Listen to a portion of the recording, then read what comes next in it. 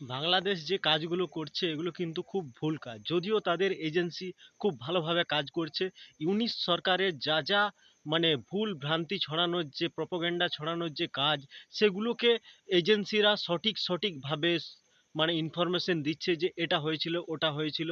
তাতে বোঝা যাচ্ছে যে ইউনিশ সরকার পুরোপুরি প্রোপাগান্ডা করছে। আর যারা আমাদের ভারতবর্ষ নিয়ে এরকম বলছেন, বাংলাদেশে থাকা কিছু লোক আছে যারা এরকম কথা বলছে, তারা আগে ইতিহাস খুলে দেখে নিক। আমেরিকা পারেনি ভারতকে দাবাতে, পাকিস্তান পারেনি, চায়না পারেনি, বাংলাদেশ তো একটা ছোট্ট দেশ যেখানে চারদিক দিয়ে ভারত তাকে মানে বন্দি করে রেখেছে। তার পক্ষে সম্ভব কি করে এরকম কথা বলার? লোকের পাওয়ারে এত ঝাপাঝাপি করা উচিত না।